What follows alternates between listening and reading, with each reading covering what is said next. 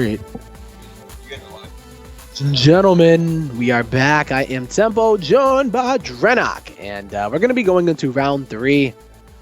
And it is going to be another ZVP here between PSISTORM's Freedom versus Rival Gaming's Dipwood. Best name NA. Dipwood is the best name NA. He's one of the very first players I started commentating when I first got into commentary for StarCraft 2. I think I was in Ascended StarCraft League. There's some games with Dipwood in it, which is really cool. But here we are in the bottom right-hand corner, representing PSISTORM Gaming. One of the owners, it is Freedom. Freedom! The orange Zerg. Oh, great. At least it's not a mirror matchup, but in the yellow in the bottom left-hand corner, representing Rival Gaming, it is Dipwood.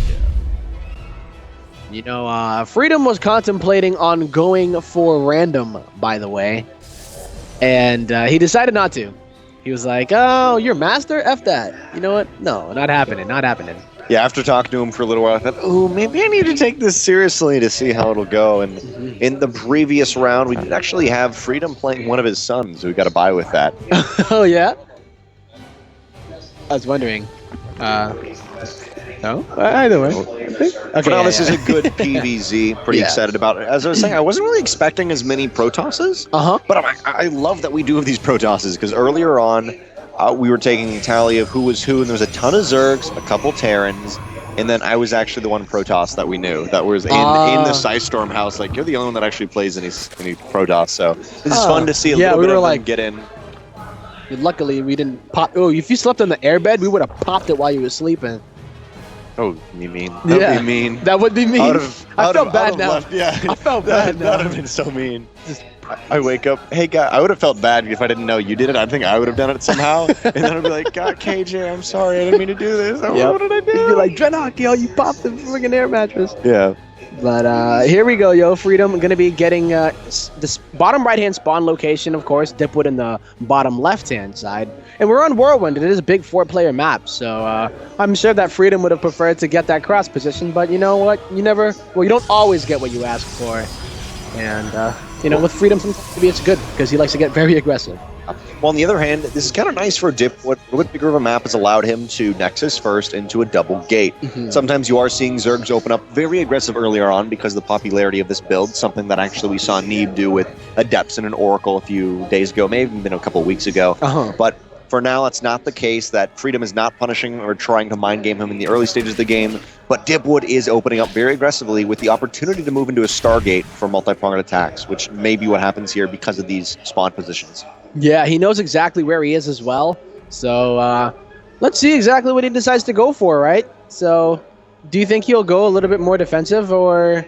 Because he did go for the Nexus first, right? He stopped, or at least he's delayed his wall. And just like you did say here, Drenok, he is going to drop down that the Stargate, which is nice. And you ask if he's going to be defensive, I really would say that he is. He's getting the Stalker, who's going to try to push that Overlord back. And with that Stalker, it does delay the Stargate, does delay the Mothership Core. So it's an interesting swap of what is defense. We'll have a Stalker out, but it's going to hurt him overall gas-wise, which you have larger attacks that could happen to your natural. You don't have a Mothership Core. It's interesting give and take. What does he want to defend against? In this case, it is scouting. Yeah, I would say so, right? Getting that Stalker. The Stalker's in the wrong position. Oh, no, little buddy. Yeah, unfortunately for him, he is going to get revealed. So, you know, when you invest in that Stalker, at least you're still going to be able to, well, hopefully supply block, but a lot of the times it allows, or at least forces the... It's like, you get the prize. A piñata is just like shooting at it. You don't bring a gun to a piñata, okay? Like, you don't bring a gun to a piñata fight. Yeah. If you had a kid's birthday party, just use the damn stick, not lasers, please. A guy just pulls out a piñata. I brought the piñata to the gun fight. Okay. Not bad. For now, Freedom does secure that third base. You got to think about it, Whirlwind. Now, you can't get very aggressive. One of the players can be known for that. However, it is a big map. No matter what attack happens on either side, you have a lot more time. And you can see Dipwood's trying to deal with this time issue by going air, getting over to his opponent's face a lot quicker than normal by not worrying about the ground. But that's something you got to be thinking about. Even a little push like this comes late enough where a wall is almost up. 3 Adepts are ready. with this delay in the middle of the map, I like what Dipwood is doing. How does Freedom fix it, though? How does Freedom get over this big map? Or does he simply say that, okay, neither of us are going to have big attacks and we'll just be able to be greedy, which may exactly be what he's doing. Yeah, this is really cool, though, out of Dipwood. He's going to be adding another one of those Stargates, but he's not even getting his other base. So now Freedom knows that it is going to be a Stargate opener, or wow, he scouted it with the Overlord, but he knows what's coming out of it first, which is going to be the Oracle, and already a Spire coming down. So this can work out, even if you only have 2 Stargates out, and, you know, you have the capabilities of making Phoenixes. If Freedom were to go into Mutas and there's just a bunch of Oracles out, that's not going to really fare well for Dipwood. And it especially is not going to fare well for him because that's the double Stargate. What do you not have? You don't have a Twilight Council for Blink. You don't have a Templar Archives, you don't have the Templar Archives. You have to transition another way because you don't have them Archons or Blink Stalkers to be anti-muta, and now you put yourself into having to go Phoenixes. Yeah. And that's all right. That's a good defense, but there's no easy segue you can make by warping stuff in, which is traditionally what Protoss. You can have that ability where, crap, I need a whole bunch of Stalkers. Boom, boom, boom, boom, boom. You warp in a whole bunch of Stalkers. He's not going to have that, and he's also going to only be on the 2 bases. So taking a 3rd base is going to be really hard, and I think that Freedom is going to find a really nice opportunity here because if this were, like, this is a perfect situation for me to play as a Protoss player because you do have the 2 Stargates at the moment, but he's not opening Phoenixes. He's opening up with Oracles. He's going to try to go for some Haas, mass Oracle, crazy. Hope he goes Hydras in order to deal with it. Like, hey, yo, here comes the Oracle. You better make Hydras. Even Queens get kind of demolished at the same time. But it's going to be most likely Mutas. 7 Mutas just popped, and Dipwood has not scouted this out. I'm curious if Freedom will start to be aggressive with this, and it looks like that's exactly what he's doing. The main base of Dipwood is relatively little, but heck, if these Mutas just run straight into the Oracles, they can take those down. It's a big gas investment, but we'll see what happens. It could be both players trading out and attacking each other, or the Mutas come to the defense. I wasn't that. Especially there's not too many to forsake this base, but for now the Mutas are going to pop. Deal with this, and even though Dipwood will have a counter for these Mutas, the attack, all this investment will be taken down. Yet on the other hand, think about this. Dipwood's on his 3rd base, it's almost done.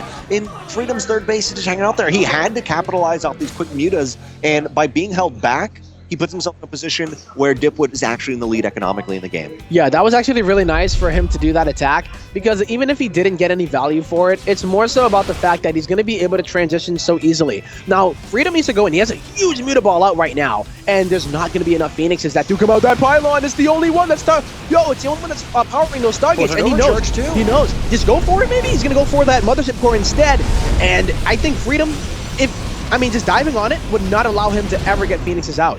Freedom needs to make a huge decision right now. If he decides to go in on it, he will take a bit of damage, but he's going to shut down the production. 4 Phoenixes is a huge difference, Yeah, almost double, too. Yes, it is an incredible difference.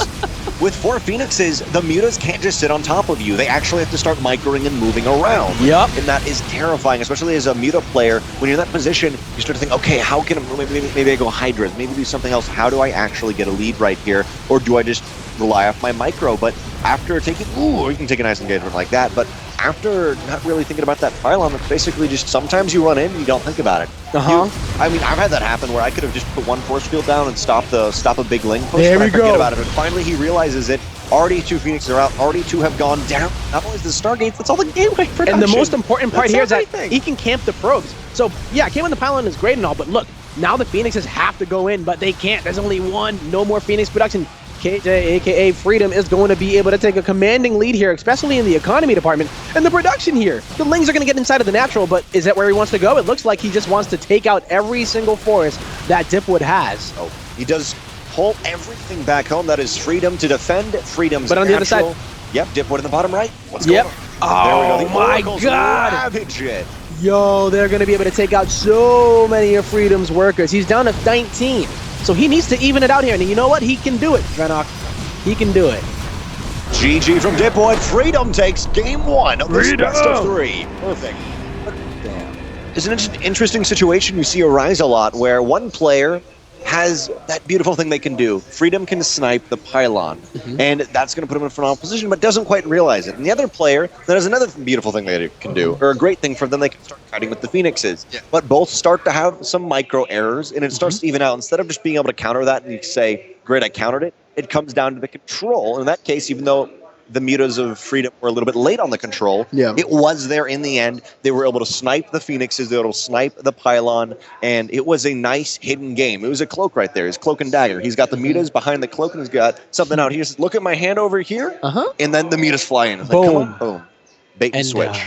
It was almost like you were wondering if the Adepts saved Dipwood, right? Like, he lost them all, but it was like, okay, I know this delayed. is coming now. It was did really delay the good. inevitable, yeah. And imagine if it was cross-position, like we were talking about, or at least I was saying, oh, maybe Freedom prefers that, you know? But if it was cross and the mutas had to go all the way across, I feel like it might have been a little bit better for Dipwood in that situation, because he just needed to buy time to get, like, 4 Phoenixes out. All about time on that map of Whirlwind. That's even what we were talking about earlier in that game. When Dipwood originally chose to go into Stargate, I like that decision because you have this question, how do I deal with it being a big map? If I just go for a straight up Adept push, that's okay, but it's just going to take a lot longer to get over there. And I would agree with you, I would definitely favor Freedom in a closer spawn position because Freedom, as you mentioned, is a very aggressive player. He likes getting up his opponent's face, and that helps you out when you're closer on Whirlwind. But GG, well played. Game 1, some errors on each side, and we're going to see how Dipwood tries to fix those in game 2. It's going to be on Overgrowth. What are your thoughts from the Zerg perspective from Freedom? Man, I'm wondering if that was a read on the way that he just plays, or if they've met before, because, like, okay, man, when you see a Stargate opener, you're expecting that the Protoss player wants you to react. And the old school reaction was, oh my god, I'm going Stargate, you better go Hydra to deal with them, and then they go Colossus behind it. Even nowadays, they would go double Robo afterwards or something like that. You counter them and then counter them again in your composition by having Colossi to already deal with those Hydras earlier. It's almost like telling the Zerg player, you won't dare to go Spire. And I think Freedom called the bluff so hard, because like there was double Stargate transition. Especially with the Haas play right now. Oracle's very common. Yeah, because I mean, they expect all the Zerg players to go Hydras now. Yep. And because even for a while in the very beginning of Legacy of the Void, you would see an Oracle opener into a couple Phoenixes, and that was common. Or maybe just getting a Void Ray after that, which is something a little bit more common right now. But there's a lot of nuances to that, and a lot of them are calling a bluff. Not all of them are Phoenixes. You could either go Void Ray or Oracle, but then in the end, the one time you do go Phoenix, maybe it counters, maybe it doesn't, but you're going to be in a good position. Yeah, well, here we are, ladies and gentlemen, here on Overgrowth in the top right-hand corner, representing PSISTORM Gaming, it is Freedom. And in the bottom left, representing Rival Gaming, it's the Yellow Protoss, it is Dipwood. D-Dub. Dipwood. Dipwood. I remember casting him against, I can't remember the name, there's someone else who was like Wood Dip. There's one guy, literally, there's someone. Was it Rookwood? It may have been Rookwood. I'm not sure about that. They were from the same clan. Pretty good. There's some funny name against him. It was basically the opposite of his, like inverted. Dipwood, like wood dip. Overgrowth a lot closer, and at least for the early Adept pressures, that means it's going to get there a lot quicker. And once again, with these older maps, we come into the issue of the third base is farther away from the other bases. Can you exploit that with ground pressure as a Protoss or as a Zerg player? Yeah. I mean, you can do some cool things on Overgrowth as well.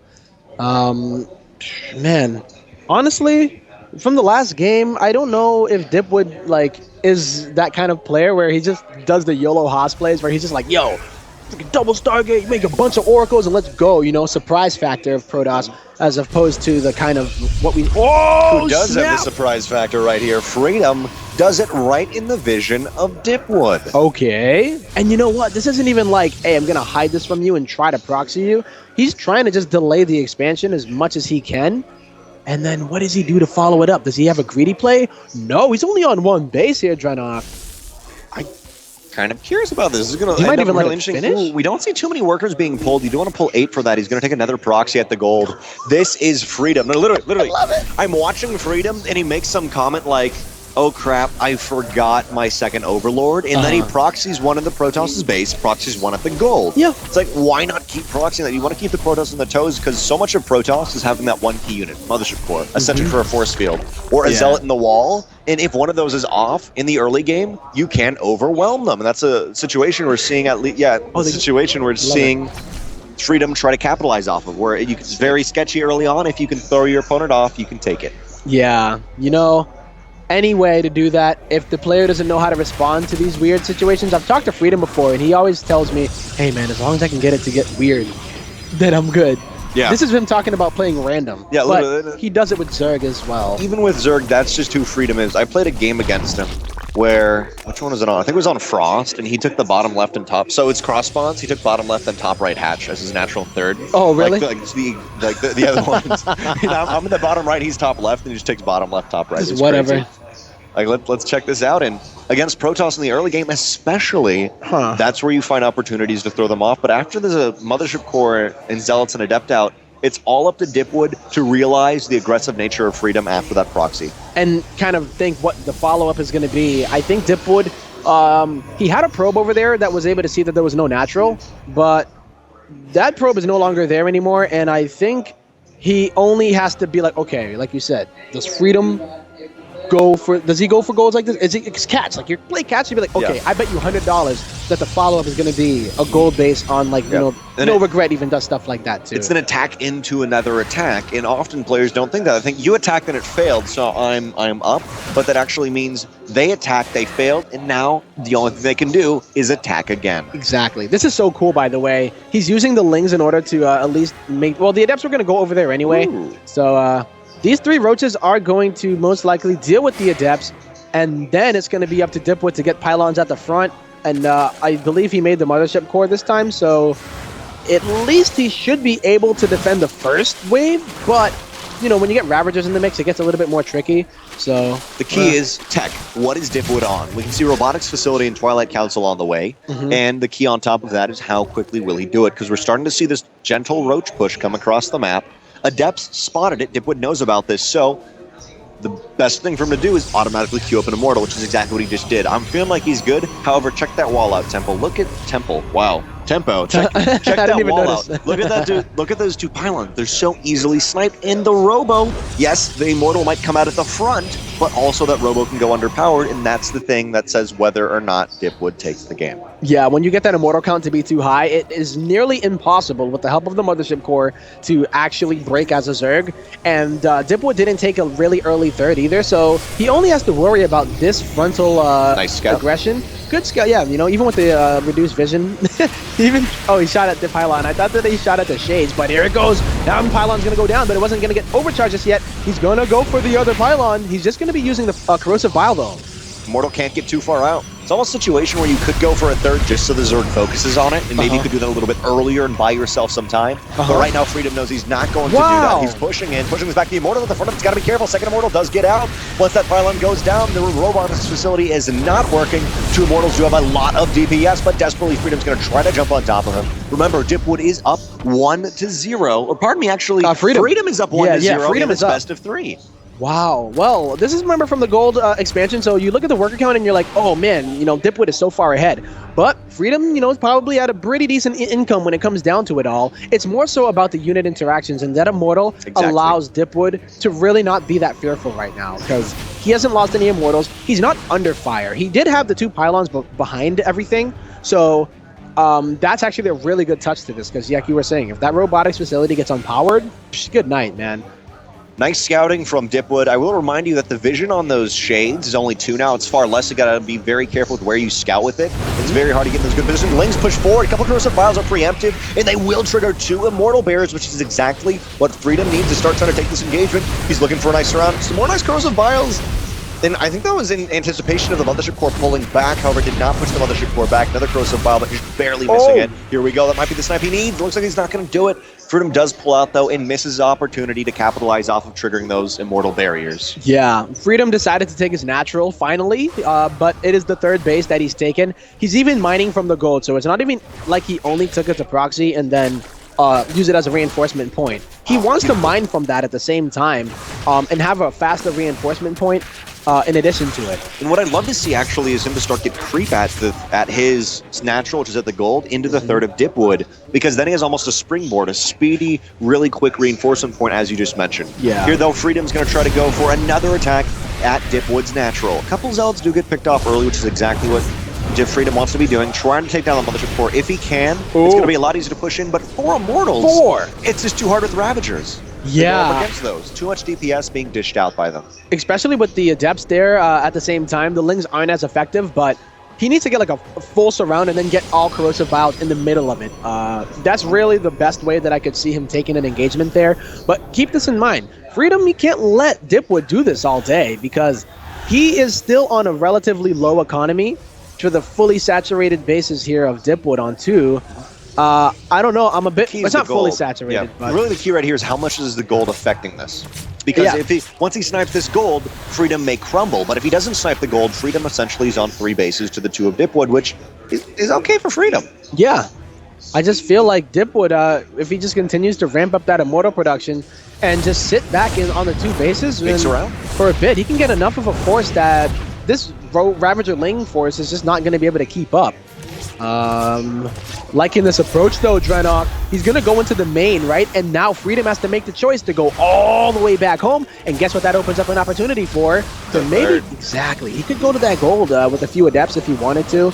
Literally everything pulls back. Now, Dipwood doesn't know this, but this is the prime opportunity for him to move in and kill that extra base. Looks like he's going to start posturing out to do it. This also will allow him to take a 3rd base of his own.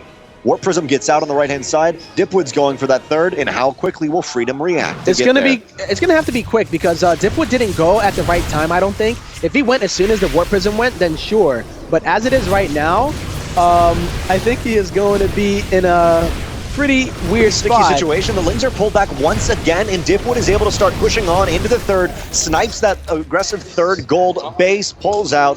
Dipwood's feeling all right about that. Well, just a Warp Prism pulled his entire army back. That was fantastic. Warp Prism is going to fall back once more, and it didn't work quite the first time, but Dipwood bought him just enough time to be able to pull back the army once again, snipe that base, solidify his own, and now Freedom is in a place where he's trying to get up to a quick tech transition. He's trying to take that advantage, but it's a little bit too late to go Spire. Yeah, I thought that it was going to be too late for Dipwood to get the snipe, but he ended up getting it and just bounced out. Pulled the army back, and that's one issue where the tippy top of pros never happens, but some lower level players, I mean, us, even we, will sometimes accidentally select that all army, and when that happens, there's nothing there. Right?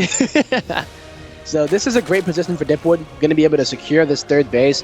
Freedom has been making so many units, but he's just not really able to actually get anything done with it. And as a Zerg player, when you make units, you need to get damage done with them, because those units could be drones, and there's not a lot of drones out here for Freedom, and that gold base is dead. So this is your real economy right now, 40 to 41. Not good for a Zerg player, not one bit. Dipwood's posturing on the left-hand side while that Warp Prism still survives. Every time the Warp Prism moves in, it's making Freedom have to make a decision, and each time he's made the decision to fall back home, try to deal with that, but you can split off a couple Lings. Maybe you make a few extra Queens, but since his economy is so low, he almost can't afford to do that. Dipwood is starting to tear Freedom apart, but we will remind you, Freedom actually took game 1, so Dipwood has to win this to even it up. Yeah, you're right. So even if, Dipwood were to win here, it's going to go to game number 3, but I guess that is speaking a bit soon, but the position, right at the 3rd base is going to be a big run by, it looks like. Freedom using the majority of his army to go and assault the 3rd. It looked like he wanted to, gonna pull back though a bit there. So either way, I didn't see how much damage it did end up doing, but it didn't seem like it was that much. So Freedom down in supply here. Yep, nice job. Once again, Dipwood's going to push out across the middle of the map. His 3rd base is solidified. A Ling run by going on the left-hand side that could catch him out of position, but most likely there will be a Mothership Core back at home since there's not one with the main force. Exactly, so that's good for the defense, and that's when you have the Protoss army that you feel doesn't need to go and recall. You know, you're like, I'm good.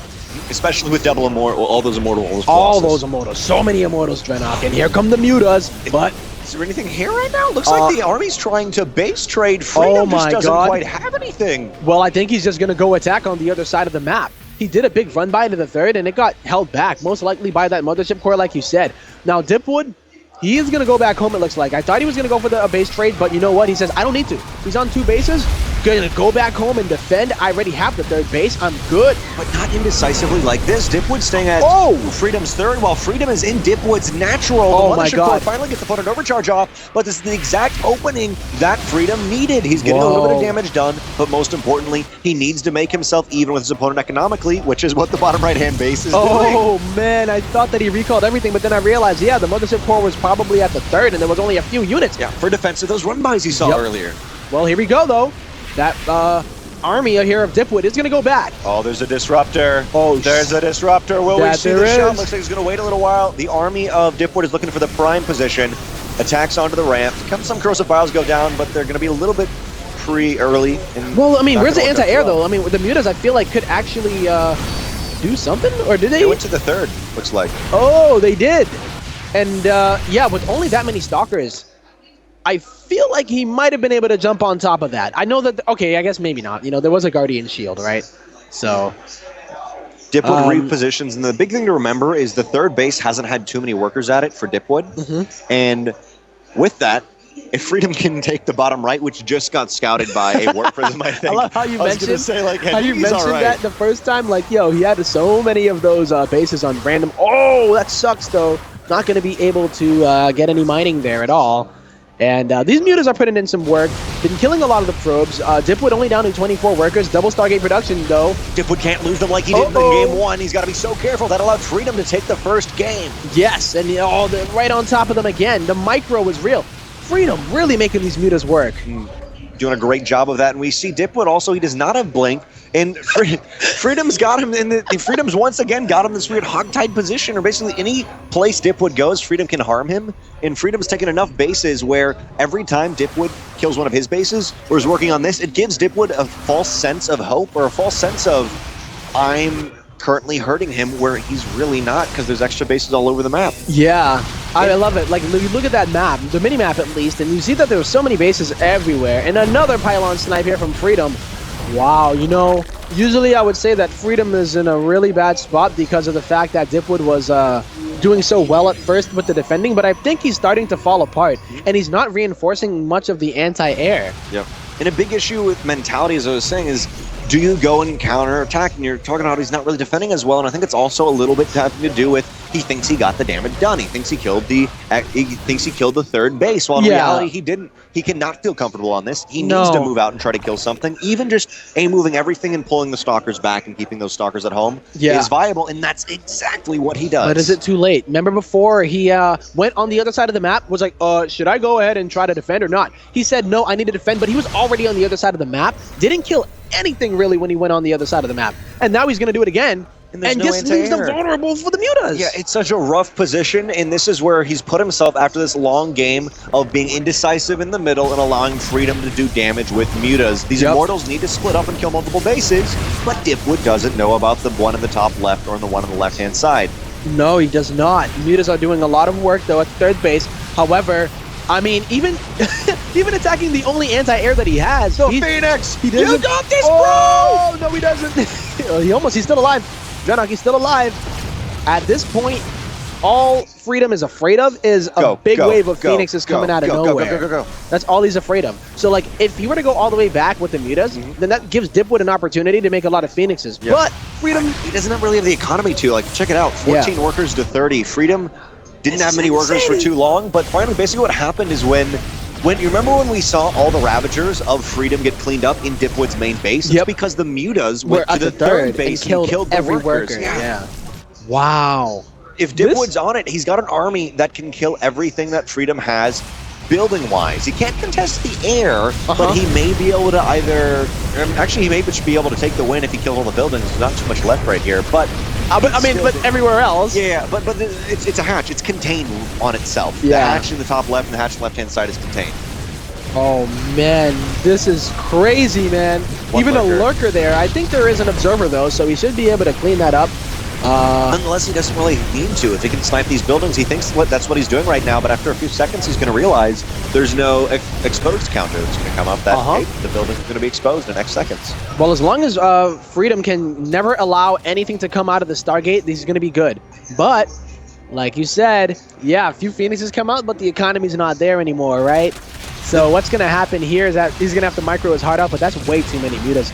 I think Freedom's got this in the bag, because if he feels like it's going to be his last building that's getting taken out, he can fly back and annihilate that force and then come back home. And check out that Bank of Freedom. 1,000 minerals. I feel like he's going to have it too. That drone, he'd have the drone. That one drone is that's all he's got. I love that drone. And a lot of this game has been from Dipwood being very indecisive about what he was going to do. He had a very strong army, he had a very strong economy, but he wasn't able to capitalize off of it. And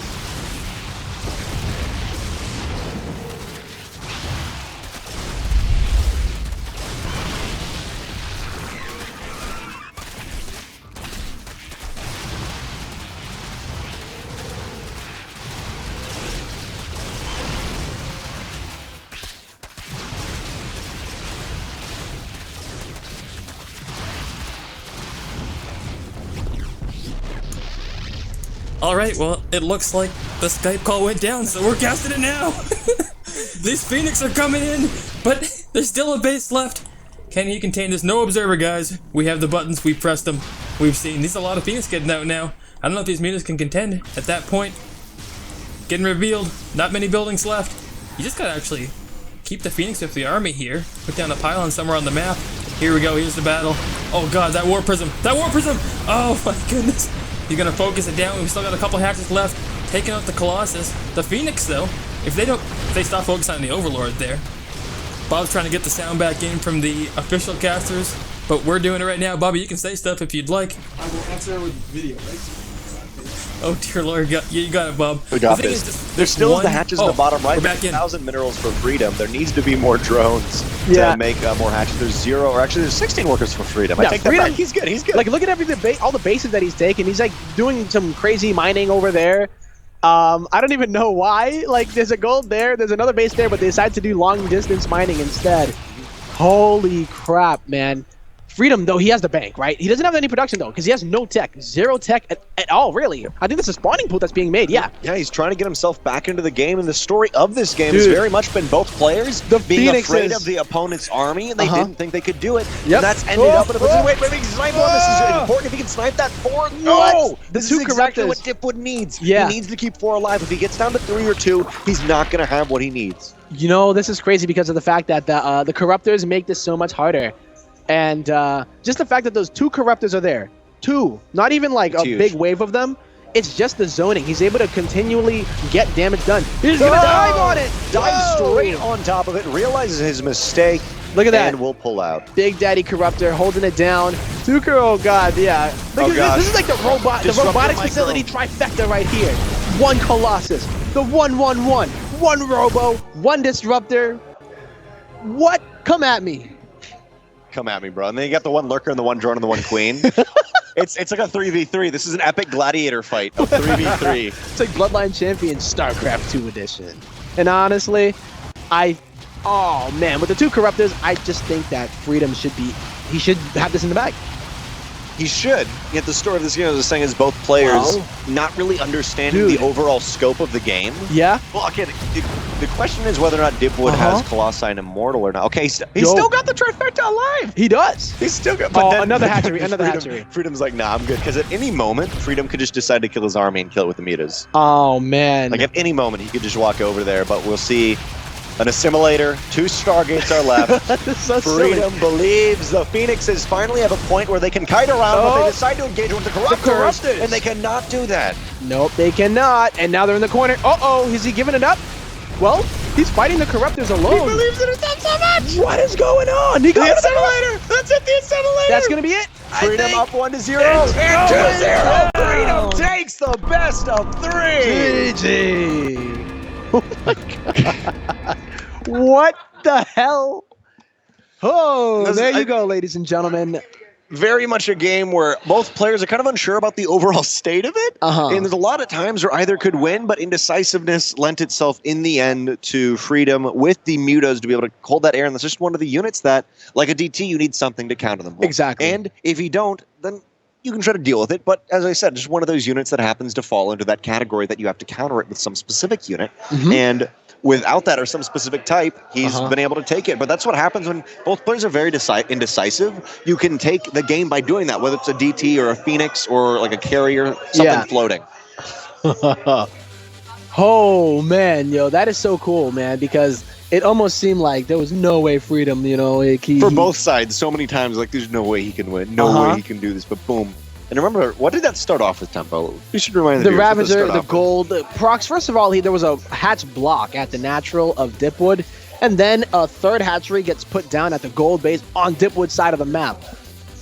It's crazy. And then he goes to a Roach Ravager Ling, like, all-in thing, but not quite all-in because he expanded and then... And Dipwood did a good job of defending that. He did an amazing job. He was very safe, moving out, and he did exactly what we needed to see him do, was harass with the Warp Prism while snipe the gold. You need to attack 2 places at once to pull the army back. He did a good job there because he secured the 3rd. Like, as soon as he secured the 3rd, I was like, it's just bad news for Zerg. He secured the 3rd and then killed the gold base at the same time.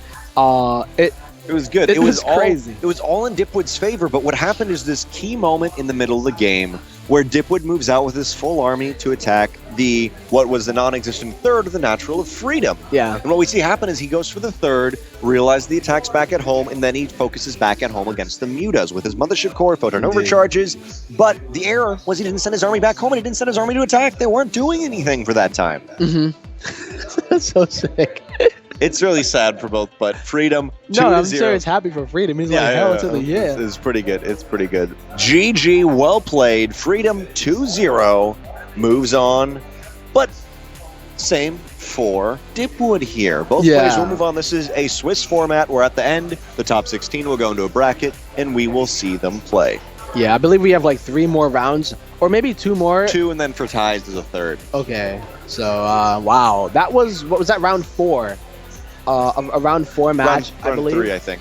Oh, really? I think that was round 3. That was just round 3. We're going all into coming round together. 4. Yes, so then we're going to have one more round after that, possibly. Or 2. Okay. We're going to have some amount of rounds. We'll have more games right after this short ad break, guys. Thanks all for tuning in. Please follow below on PSISTORM Gaming. Please check out @PSISTORM Gaming on Twitter. And Tempo, how can they support the Team Tempo Hot Damn? The Team Tempo Hot Damn. You can find me on Twitter @Team Tempo with the 0, or on Twitch, twitch.tv/Tempo fantastic. _SC.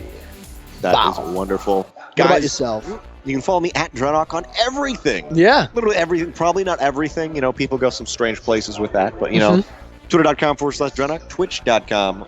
Whoa, twitch.com, twitch.tv/Drenok, and of course, Drenok also on YouTube. Thanks, guys, for tuning in. We will be right back after the short ad break for round 4 of the PSISTORM Cup number 4.